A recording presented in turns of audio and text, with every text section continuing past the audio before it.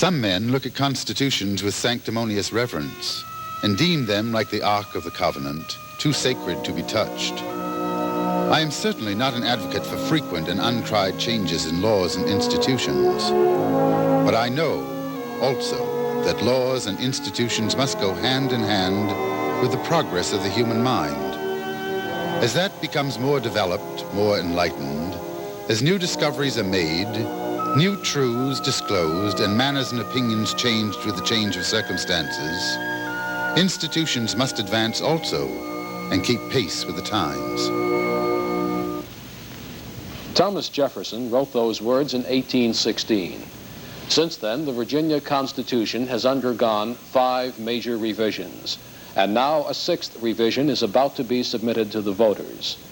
Thus, the constitutional history of Virginia has been, as Jefferson suggested it should be, a continuing story, a story that is sometimes tragic, often painful, frequently glorious, but always fascinating. For the next hour, we shall seek to tell that story.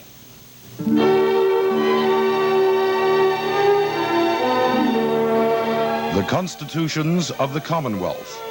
A special report from WTAR News on the Constitutions of Virginia, past, present, and proposed. Now, here is WTAR News correspondent Nate Custer.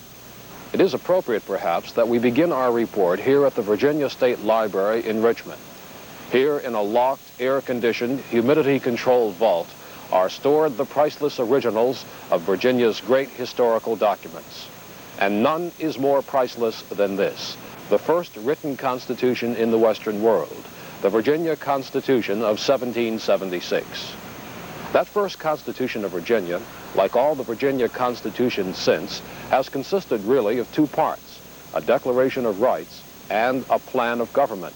The plan of government Virginia adopted in 1776 has been vastly altered since. But the great 1776 Virginia Declaration of Rights survives today, not only as the Bill of Rights in the present Virginia Constitution, but also in a long line of political legal documents which it preceded and which it profoundly influenced.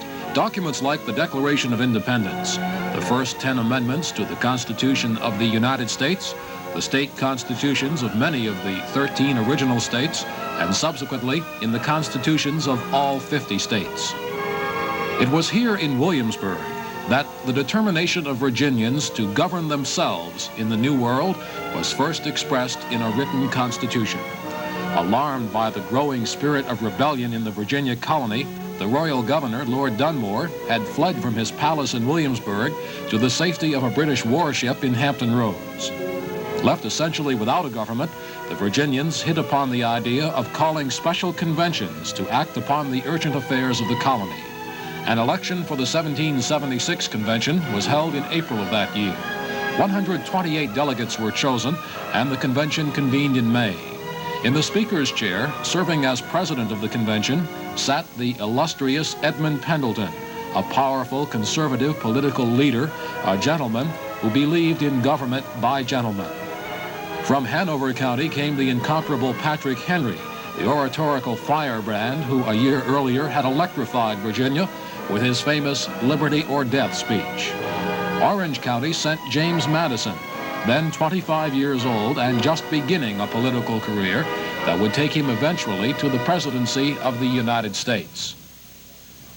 George Mason of Fairfax County, a wealthy planter, a scholar, an intellectual, on whose shoulders would fall most of the burden of drafting both the Declaration of Rights and the plan of government, the 2 parts of that historic first Constitution. This is Gunston Hall on the Potomac River in Fairfax County near Mount Vernon, George Mason's home. Its design, its furnishings, and its garden reflecting the elegant and classical tastes of the man. The historic home is now owned by the state and is open to the public. Mason had prepared himself well for the task ahead. He had read widely in the classics, in history, in philosophy, in political theory, in government, and in law. He had studied the ancient colonial charters under which Jamestown, then all of Virginia, had been settled. Those historic charters had guaranteed to the first settlers the same liberties, franchises, and immunities of Englishmen just as if they had never left England. Thus, the same basic rights embedded in the common law of England had always been regarded by the Virginians as their natural birthright. At Jamestown today stands a marker which memorializes the arrival of England's common law in the New World. England, of course, did not and still does not have a written constitution as such, but the great constitutional principles embedded in English common law, principles that can be traced all the way back to the Magna Carta, all of these were very much on the minds of George Mason and the other delegates who gathered at Williamsburg in that fateful spring of 1776. By then, George III had been King of England for almost 16 years, and during that time, both King and Parliament had systematically ignored and violated those natural rights which Virginians had thought to be their heritage as English citizens. Fighting had already begun. The time had come to take the next step, and on May 15, 1776, the convention took that step. By unanimous resolution, the delegates directed Virginia's representatives to the Continental Congress to declare the colonies to be free and independent states. The impact of that May 15th resolution was profound. Duly introduced in Congress by Richard Henry Lee, the Virginia Resolution for Independence played a key role in the ultimate decision of Congress to appoint another Virginian, Thomas Jefferson, to draft the Declaration of Independence. Meanwhile, here in Williamsburg, the Union Jack, flying from the Capitol, was taken down and replaced by the Continental flag, and the convention added to its resolution these words. Resolved, that a committee be appointed to prepare a Declaration of Rights and such a plan of government as will be most likely to maintain peace and order in this colony and secure substantial and equal liberty to the people. In those exact words did the convention take the action that led to the first Virginia Constitution. The committee was duly appointed, and to George Mason was delegated much of the actual work. On June 12th, the convention adopted the Declaration of Rights. A Declaration of Rights made by the representatives of the good people of Virginia, assembled in full and free convention, which rights do pertain to them and their posterity as the basis and foundation of government. Section 1, that all men are by nature equally free. The very first phrase of Section 1 provoked a controversy that threatened to deadlock the convention. Conservatives took the floor to argue that in a slave-holding society, all men obviously were not free and independent. That provision, they said, would trigger civil war on their own estates. For 4 days, the debate raged. Finally, the Declaration was amended by adding the phrase, when they enter into a state of society. The implication was that slaves, being property, had not entered into a state of society, and thus the provision did not apply to them. Upon this compromise, the Declaration was adopted unanimously. But by failing to deal with the slavery issue then, the stage was set for constitutional issues which ultimately would result in civil war and which still trouble Virginia and the nation today. In succeeding sections, the Declaration defined in George Mason's precise and beautiful language the basic rights of man in his relationships with government. That power resides in the people. That a majority of the people may alter or abolish governments. That offices should not be hereditary. That the executive, legislative, and judicial powers of government should be separately exercised. That elections ought to be frequent and free, and that no man can be taxed without his consent or the consent of his elected representatives. That the power of suspending laws without the consent of the people is injurious to their rights. That every man has the right to confront his accusers, to call for evidence in his favor, and to trial by jury. That no man can be compelled to give evidence against himself. That no man can be deprived of his liberty except by the law of the land or the judgment of his peers. That excessive bail ought not to be required, or excessive fines imposed, or cruel or unusual punishments inflicted. That general warrants for searches or seizures ought not to be granted without evidence of a fact committed or an offense described. The right to trial by jury in civil cases. freedom of the press, that the military should be subordinate to and governed by the civil power, that the people have a right to uniform government, that the preservation of liberty requires adherence to justice, moderation, temperance, frugality, and virtue, that all men are entitled to the free exercise of religion according to the dictates of conscience. Upon approval of the Declaration of Rights, the convention turned to the second part of its task, the drafting of Virginia's first plan of government, the body of the Constitution. We asked Dr. Lewis Mannering, the archivist at the Virginia State Library, to show us that historic document.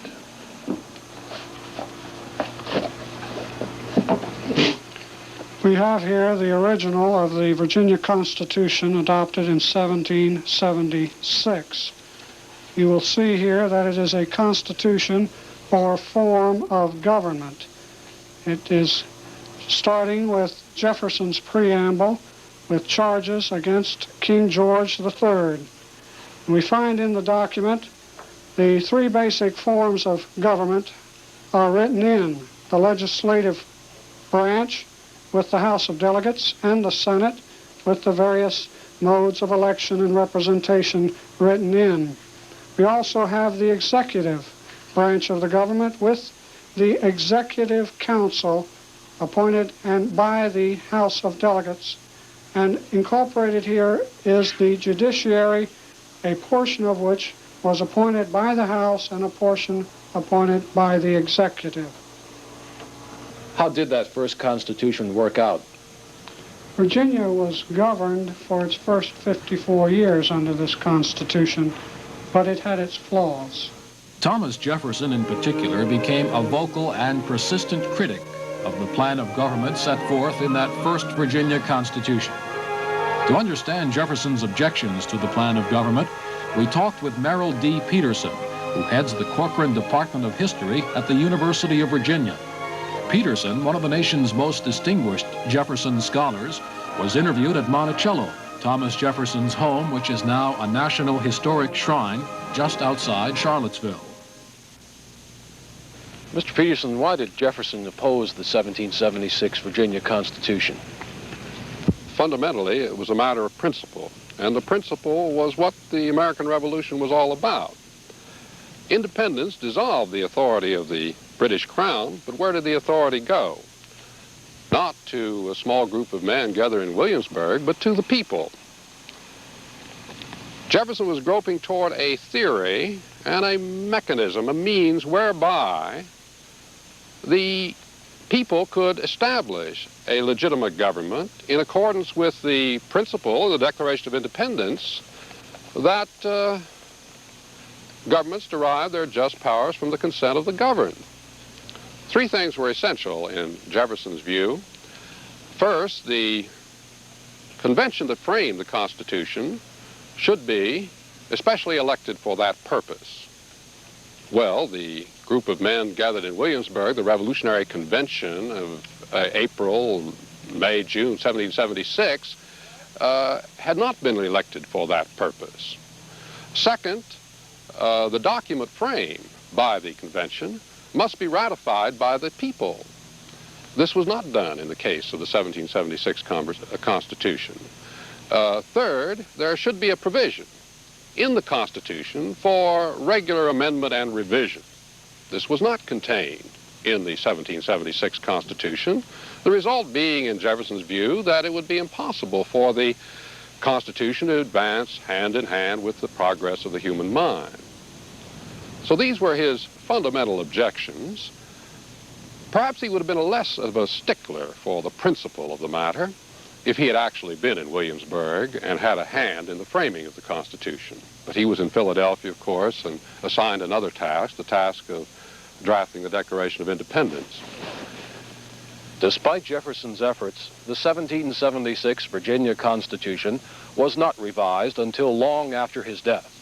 Meanwhile, the tide of Western migration that began soon after the Revolution brought increasing numbers of new settlers into the Blue Ridge, into the fertile valley of Virginia, thence into the Alleghenies, and on to the rich prairies of the Ohio River country and beyond. And just as the vast Virginia of that era was bisected by the mountains, so too did a bisection of political opinion develop, a political split that brought the plantation aristocracy of Eastern Virginia into a constitutional confrontation with the more democratically inclined small landholders of the western counties. The eastern counties held the lion's share of political power in the General Assembly, and many tax-paying Westerners could not even vote because they owned fewer than 100 acres of land. Agitation for constitutional reform developed in Western Virginia soon after the turn of the 19th century, but the fight to get it was long and bitter. By 1816, every session of the General Assembly was deluged by petitions from the western counties demanding a constitutional convention. For years, the conservative Easterners managed to block a convention. But finally, in 1829, a convention was called.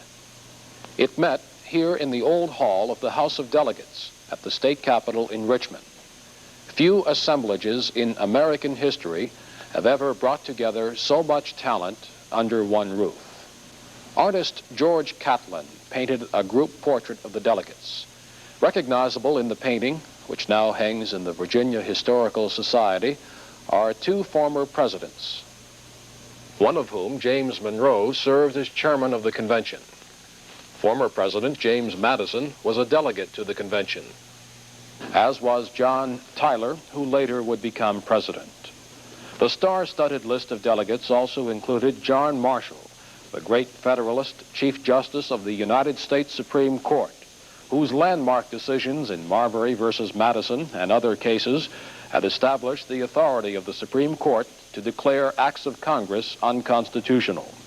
There was Philip Barber, a former Speaker of the House of Representatives, the incumbent governor of Virginia, William Branch Giles, the eccentric genius and orator John Randolph of Roanoke, and dozens of other notables, including 7 past, present, or future United States senators, 11 incumbent congressmen, and 15 past or future congressmen. The old hall of the House of Delegates here in the Capitol literally rang with the clash of conflicting constitutional ideas, ideas couched in flights of oratorical eloquence rarely matched in American history. The reformers lost no time in presenting their demands, and the convention deadlocked on the reformers' very first demand for representation in the General Assembly and in Congress based on population alone. That would have given control to the huge counties of the West. The slave-holding Easterners wanted representation based on both property and population. John Randolph sided with the East. It is the first time in my life that I ever heard of a government which was to divorce property from power. Yet this is seriously and soberly proposed to us. Sir, I know it is practicable, but it can be done only by a violent convulsion, as in France. And the moment you have separated the two, that very moment, property will go in search of power, and power in search of property. The conservatives denounced as a metaphysical vision the contention of the reformers that universal white male suffrage and majority rule were natural rights. Reformer John R. Cook replied to that charge.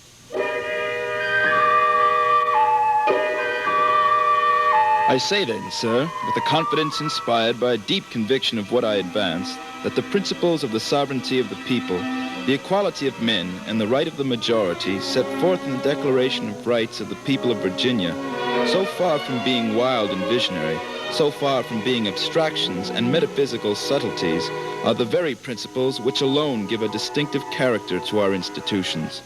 A future Secretary of State, Abel P. Upshur, rebutted against the abstractions of natural law. In truth, Mr. Chairman, there are no original principles of government at all. There are no original principles existing in the nature of things and independent of agreement to which government must of necessity conform in order to be either legitimate or philosophical. The principles of government are those principles only which the people who form the government choose to adopt and apply to themselves.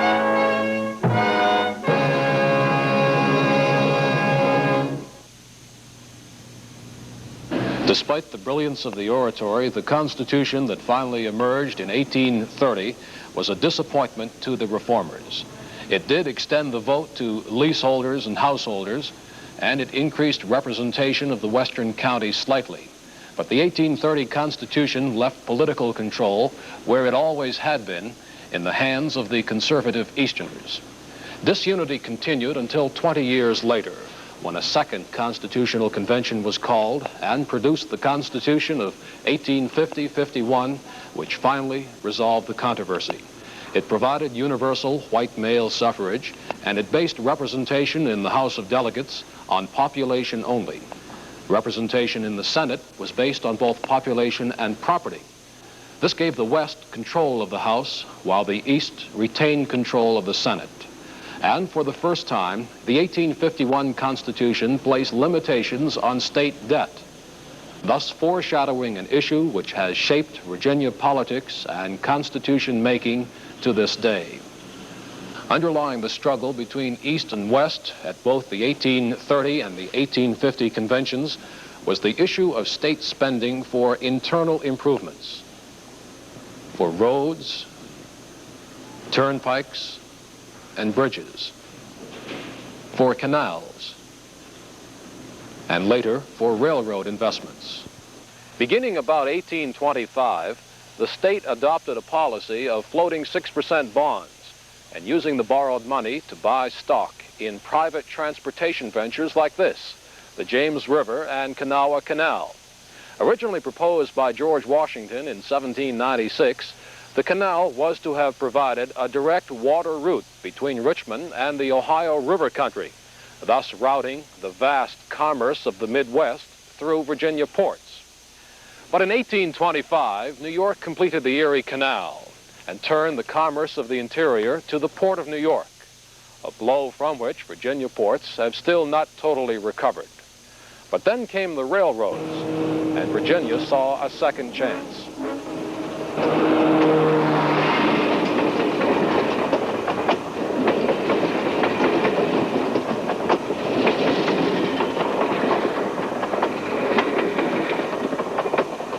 Virginia invested heavily in railroad stocks.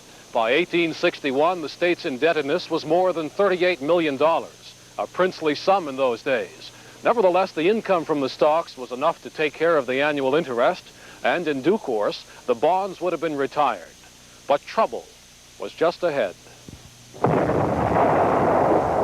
April 12, 1861, Fort Sumter, South Carolina. 5 days later, April 17, 1861, Virginia seceded from the Union. This is the original handwritten Virginia Ordinance of Secession, preserved today in the state archives. It was adopted by a special convention that met in the old hall of the House of Delegates, where so much of Virginia's constitutional history has been written. Now, Virginia became a battleground.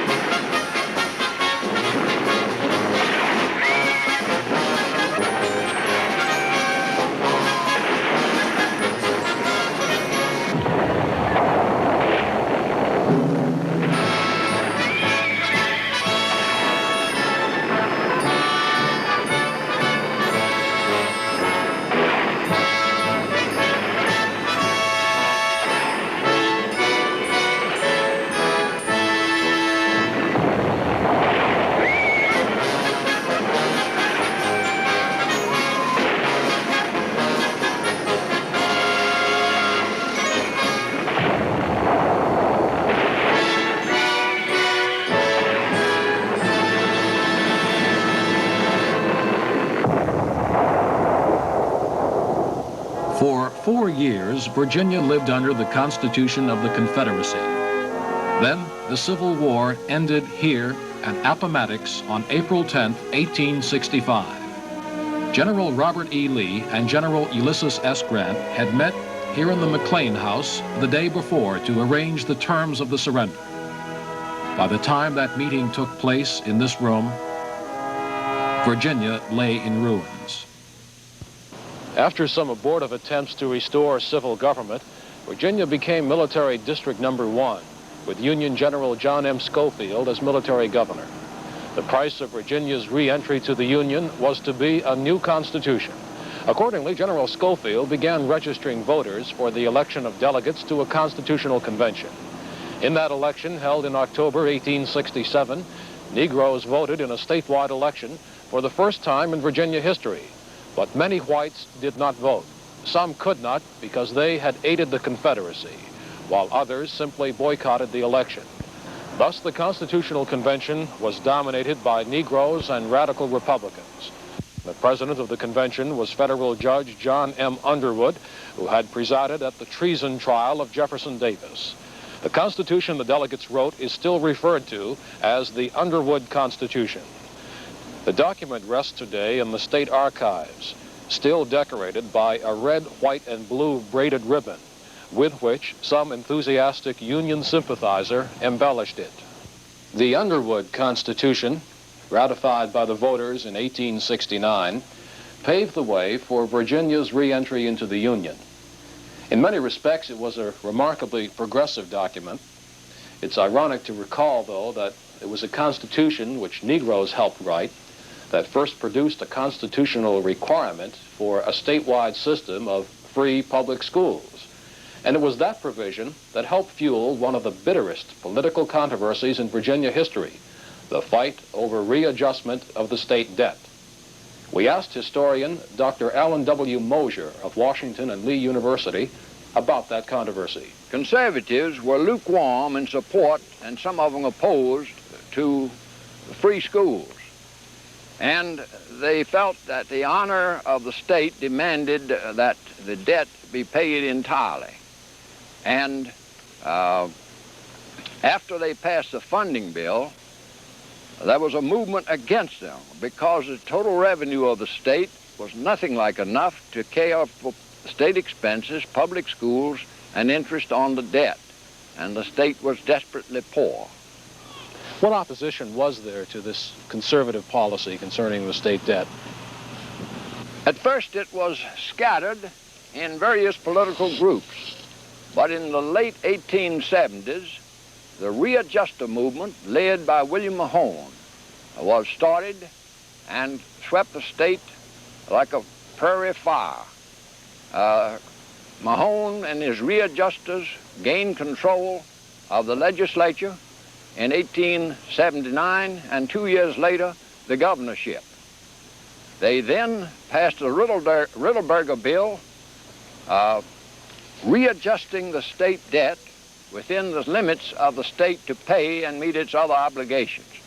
Therefore, the debt was taken into consideration along with the other obligations so that there could be a balanced situation developed. This is what they aimed at, but the fact that it cut down the capital part of the debt and the interest on it displeased the conservatives, one of whom said he would rather see the school burned to the ground than to see the state neglect its financial obligations. Well, with this question of the state debt more or less settled by the efforts of the readjusters and Mahone, what was there that precipitated the movement at the beginning of the 20th century for a constitutional convention, the convention called in 1902? When the conservatives regained control under the name of Democratic Party from the readjusters in the 1880s, politics were very corrupt, and the idea developed and increased that the chief source of the corruption was the buying and selling of Negro votes. And while there were other arguments used for calling a new constitutional convention, the overwhelming argument mentioned by everyone was to eliminate the Negro as an effective force in the electorate. Well, Dr. Mosier, how did they go about eliminating the Negro vote? This was the most controversial subject in the convention. The method finally adopted was through a poll tax to be paid by special time and through difficulties in registration and in some cases a literacy test to be administered largely as the registrars saw fit. And this in effect practically eliminated the Negro as a voter. In 1926, State Senator Harry F. Byrd Sr. became governor of Virginia. Deciding the machinery of state government should be changed to strengthen the office of governor and to place further restrictions on state borrowing, Byrd launched a legislative revision of the Constitution. Byrd named C.H. Morissette as state tax commissioner. Morissette, who served 44 years in the post until retiring in 1970, was one of Byrd's key aides during the 1927-1928 legislative revision of the Constitution. The Constitution did, however, contain, the proposed amendments did contain, in the general revision, certain provisions about the state debt. And the maximum that the state could borrow under the proposal was fixed at 1% of the assessed value of all taxable real estate in the state. That provision is the one that was used recently to issue $81 million of bonds for capital outlays.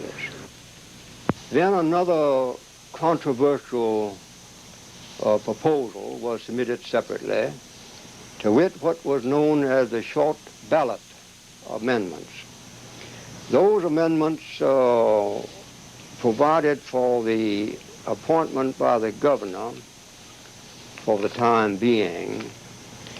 Some of the officials of the state who had been elected by the people. Governor Byrd thought that the short ballot amendments were wise and proper on the ground that public sentiment held the governor responsible for the executive or administrative branch of the government. And of course it is only logical to say that if a governor is going to be held responsible, then he should have the authority or power to appoint his department heads. In the more than 40 years since the 1928 revision of the Constitution, Virginia has undergone changes far greater than probably ever envisioned by the legislators who wrote the 1928 Constitution. The last 4 decades have seen the Old Dominion grow from an agriculturally oriented state to an economy now dominated by industry. Since 1928, the number of Virginians holding jobs in industry has tripled to more than 1/3 of a million. The Commonwealth's population has doubled in the last 40 years. Most of the growth has been in the metropolitan areas of Northern Virginia, Richmond, and Tidewater. In 1968, as the 40th anniversary of the 1928 revision of the Constitution occurred, most of Virginia's political leaders believed the document had to be modernized. Mills E. Godwin, Jr., who was governor at the time, asked the 1968 General Assembly to begin the task. Probably the prime reason for me to make the recommendation that I did was the need, as I saw it, for Virginia to have additional funds for its capital outlay needs. I didn't think that we could levy taxes and obtain in current revenue the money that would be needed to take care of the critical capital need program of the state. And I felt that we perhaps should go toward bonds for this purpose, but to have them properly safeguarded and the debt of the state so controlled and safeguarded that there wouldn't be any opportunity the state might embark upon a program of reckless spending and careless fiscal planning. Plus the fact that it had been 40 years since the Constitution had been amended and revised to any great extent. And during this course of time, the need for modernization of the Constitution in light of today's needs seemed to me to be apparent. I also felt that if we had a very outstanding group of people brought together to make a thorough study of the Constitution and the need for changes and to suggest recommendations to how it ought to be revised, that this would very much be in the public interest. The commission, made up of distinguished Virginians and headed by former Governor Albertus S. Harrison, Jr., presented its recommendations for constitutional change to a special session of the Virginia General Assembly in 1969. 2 months of deliberation by the House of Delegates and State Senate produced a proposed new Constitution. Then the 1970 General Assembly, after killing 2 controversial proposals, also approved the proposed revisions and put the proposed Constitution in final shape for submission to the voters. Advising the General Assembly as it revised the Constitution was A.E. Dick Howard, Executive Director of the Constitutional Revision Study Commission. Howard, a law professor at the University of Virginia, has been running the campaign this fall for voter approval of the new Constitution. Howard explains the major changes which the people are being asked to approve November 3rd. In the early days of Virginia, Thomas Jefferson recommended that each generation of Virginians revise the Constitution to see if the document responded to the needs of that generation. This revision, which the people will vote on in November, will be the 6th revision since 1776. And I think the document is characterized by that Jeffersonian precept. An attempt has been made to bring the Constitution of Virginia into line with the needs of our time. I think the changes might be summed up like this. In the first place, an attempt has been made to create government at all levels in Virginia which is more viable and more responsive. For example, by having the legislature of Virginia meet annually instead of only once every other year. In the second place, there is an effort in the Constitution to respond to problems which simply weren't concerning Virginians at the time of the last revision in 1928. For example, a new section on consumer protection and a new article recognizing problems of environmental quality. Third, I would submit that the revised Constitution is characterized by a response to the needs of the people of Virginia. And I could give many examples, but the one which perhaps ought to be singled out is the strong education article in this revised Constitution. It is an article which places upon both the state and the localities a role in creating a strong education system for the children of Virginia. And the spirit of this Constitution, I think, is captured by the fact that the Bill of Rights will for the first time place education alongside with the other fundamental values of Virginians.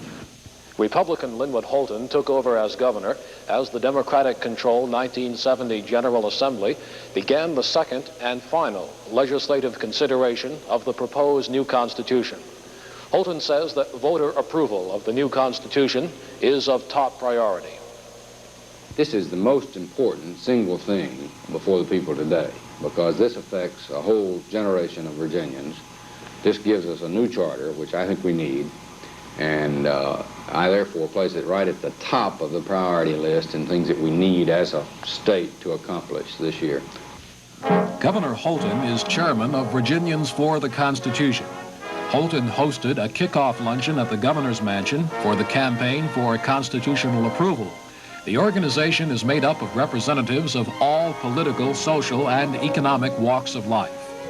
Serving as honorary chairman of the bipartisan group is former Governor Mills Godwin. Godwin says the provisions to allow limited state borrowing for capital improvements are the most important in the proposed new Constitution. Virginia is a great state. It stands on the threshold of even greater things to come. We need the mechanisms by which we can to give the people the services that are essential and are critically needed. And I must say, as I have said so many times, I do not believe that the money that we need in a very serious way now for capital improvements in education and mental health and a lot of other needs, public health and other things, I do not think we can get it by increasing taxes. I think this will be prohibitive and people will not stand for it. And on the other hand, we've got to have the money, and I know of no other way to get it except on a prudent system of borrowed money under bond financing with proper safeguards, as I think we have. The other alternative is to do without them. Now, we cannot do this. We cannot fail to get these programs without jeopardizing the future of this state. We're growing rapidly, the state's becoming industrialized, and the opportunity that awaits us as a state is tremendous, and we must have these things done in order that we might be able to meet the challenge that's ours. While not wanting to underestimate the importance of the borrowing provisions, Governor Holton feels there are several other much-needed changes in the proposed new Constitution. It will be bringing our government closer to the people, for example. One of the provisions in the new Constitution is to limit the appointive powers of judges, something that many of our citizens are interested in. It will provide for annual sessions of the General Assembly, which in my judgment will enable us to get more mileage out of the money that the taxpayers are paying into Virginia right now. It will enable us to appropriate this money more often and therefore meet needs earlier than we can under the present system of doing it every 2 years. We've got a better franchise article.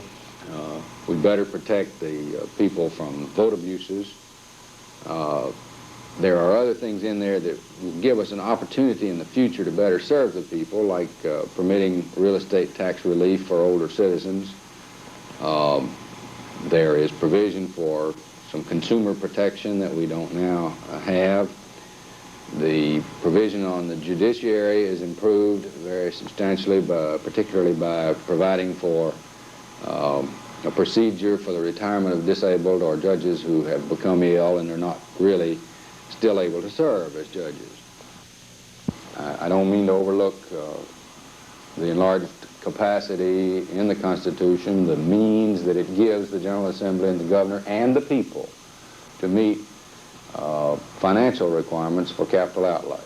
The revenue provisions, all of the new revenue provisions are extremely important and will enable the citizens of Virginia to meet their needs if they want to. It gives them the method of doing it. One of the few politicians not backing the campaign for voter approval of the new Constitution is State Senator Leslie D. Campbell, Jr. of Hanover. Campbell says it's unwise for Virginia to begin borrowing for capital improvements. The thing I think that people should understand is that there's no Santa Claus. The federal government certainly has experienced this in their deficit spending. And if you borrow money, you've got to pay it back. You've got to pay the principal back and the interest back. It isn't fair for this generation because it wants more than it can afford to pay for to strap future generations with tremendous interest and principal cost in the future. And what are they going to do for their needs? I think our system has worked well here in Virginia, and we're proud of our government, and that we should maintain the system that we have. In the Constitution prepared pursuant to Governor Byrd's reorganization plans in 1928, when the Constitution was amended, there was provision for bonded indebtedness, general obligation bonds of the state, and those bonding provisions have been used. They were used in the last administration to meet principally some needs of higher education and mental hygiene and some other items. So we're not breaking. This Constitution is not a break with tradition. This new Constitution is merely an updating. Delegate John Warren Cook, Speaker of the Virginia House of Delegates, is probably the #1 advocate of one of the less controversial items in the proposed new Constitution, the provision for annual General Assembly sessions. Cook says the press of state business has reached the point where the legislature must meet every year. I think it is something that's been needed for a long, long time. Our present method of biannual sessions, as you well know, have almost become annual sessions with special sessions. Certainly in the last 20 years, there are a number of special sessions have been called to deal with the problems which come before us. Now with an annual session of 60 days, one in the even-numbered years and 30 days in the odd-numbered years, I would hope that the work would be facilitated considerably. As you presently know, the volume measures that have come into the General Assembly have just increased by leaps and bounds. Not too many years ago, during our 60-day session, we had 500 or 600 bills and resolutions to consider. Now it is considerably more complex. 1,700, 1,800 every 60 days. It is manifest that proper attention cannot be given to a volume of that nature within the time prescribed. I would hope, and I believe, that the advent of annual sessions will be of large benefit to the members of the General Assembly. Virginia's senior citizens living on fixed incomes have been victimized by sharply rising real estate taxes in recent years. The proposed new Constitution contains a provision which could clear the way for local governments to give tax reductions to those over 65. Delegate Ted Morrison of Newport News was among those members of the General Assembly who pushed hard for inclusion of the tax relief for the elderly provision in the revised Constitution. We have found in the urban growth the situation occurring where property taxes are spiraling, just as inflation and other things. The property owner who is elderly, retired perhaps, and has sensibly planned his income, finds himself assessed with taxes far beyond his expectations. The shopping center goes up down the street. His property may be rezoned commercial. It's true his property is more valuable, but he didn't buy it to speculate with. He bought it to live on. Now, some localities have asked for the power to provide some relief for this situation. After all, I believe that it's cheaper to permit a person to continue to own his home rather than force him out, thereby perhaps forcing him on welfare. So it would permit a more flexible attitude among the localities. And these people that we're speaking of typically have been property owners, have paid taxes over a long period of years, and have not asked for relief as citizens. They've contributed substantial amounts of revenue through their working years. And we've seen the situation right here in Newport News where people are actually forced out of the city, fleeing to the rural areas surrounding Newport News. As the urban sprawl develops and continues, they can't flee much farther because we're finding that some of the suburban counties are now raising taxes. Among the problems which the industrialization of Virginia has brought about in the 42 years since the last revision of the Constitution is pollution. In the proposed new Constitution, the conservation provisions have been broadened substantially. State Senator Willard J. Moody of Portsmouth played a key role in convincing the General Assembly to strengthen the constitutional provisions dealing with clean air and water. The existing Constitution does not have anything specifically with reference to protecting the air or the water. It only sets out the duty of the Commonwealth to protect the oyster beds and the shoals along our waterfronts. At the 1969 special session of the General Assembly, you were in the forefront of the move to include the right to clean air and clean water in the language of the revised Constitution. Why? Well, I'm sure that I was not alone in my efforts and in my recognition of the fact that we should have something specific in the Constitution protecting our land, our waters, and our air, and setting out the right of the people to have clean air and clean water. And for this reason, the reason that I felt so strongly that it should be a constitutional mandate protecting the air and water, I did offer an amendment which was eventually adopted through, of course, others offered amendments, and many ideas went into the final outcome. But we did do this because we felt so strongly that certainly we should give it the significance of being a specific constitutional mandate. The General Assembly turned down appeals by Virginia Catholics and refused to change the Constitution to allow some type of state aid to church-connected elementary and secondary schools. The school board of the Catholic Diocese of Richmond has expressed disappointment and dissatisfaction with the legislature's failure to lift the ban on aid to parochial schools. Father Paul Gahn of Sacred Heart Parish in Norfolk is a member of the diocese school board. We are spending $8 million educating these children. If the state had to do it, it would probably cost another $4 or $5 million. And that this is no small matter. 30,000 children are no small matter. And some consideration should have been given to the double burden that our people have carried for a long time. In other words, you wish that the new Constitution contained a repeal of the ban on aid to sectarian and private schools. Well, I don't say repeal, but I think some consideration should have been given, similar to, say, Pennsylvania or Michigan, where some aid be given to pay teachers, for example, teaching secular subjects. If a teacher is teaching mathematics and teaching children of the state, well, there's no religion involved in this.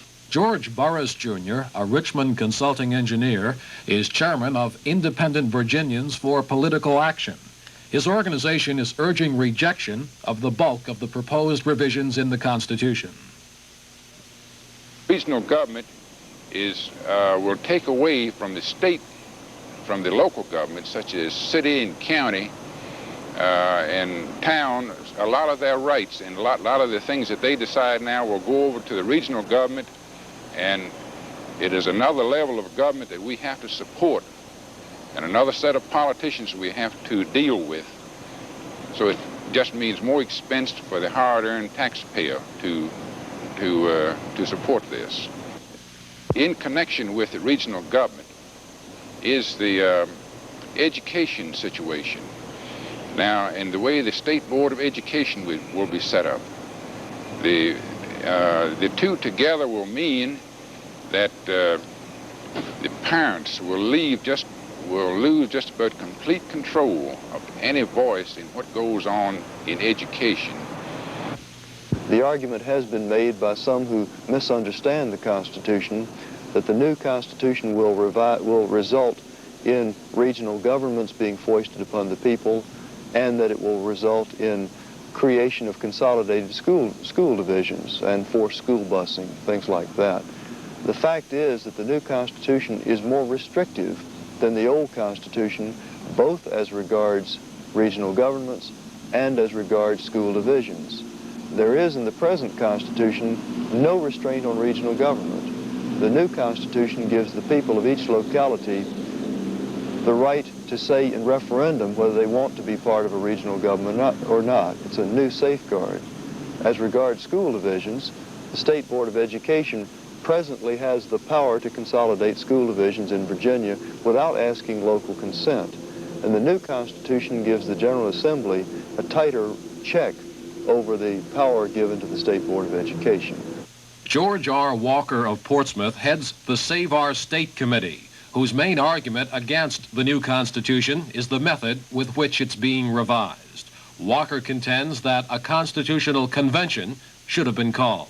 And that's the only leeway they had on Section 197. It said, when the time is desired by the General Assembly, it shall ask the people to vote whether or not they shall revise and amend the Constitution. Now, the amendment process is easy, and they've used it all these years. And it allows the legislature to decide that amendment is needed to a certain section of the Constitution, and the Code of Virginia was written, 30-13 and 3019, to process that amendment so that the public would know word for word, 3 months ahead of the time they had to vote on it, what was being lost and what was being gained. In the case of the revision that they are now going to place on the ballot as proposal number 1, 2, 3, and 4, you have lost the ability to determine what's being done to your Constitution.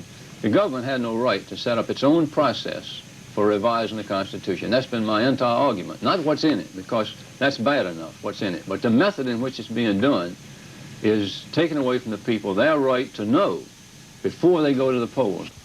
A.E. Dick Howard explains now how all the arguments on the revised Constitution will be resolved when the people of Virginia vote on the proposals November 3rd. Well, the actual questions on the ballot will be 4 in number. Rather than having the people vote on a single proposition, sort of a take it or leave it kind of ballot, the General Assembly has divided the questions up so that most of the changes, including the deletion of obsolete sections, the general housekeeping of the document, as well as the generally agreed upon substantive changes, are included in Proposition 1 on the ballot, which is the main body of the Constitution. The General Assembly then has created 3 separate questions on the ballot, which deal respectively with lotteries, with general obligation bonds, and with revenue bonds.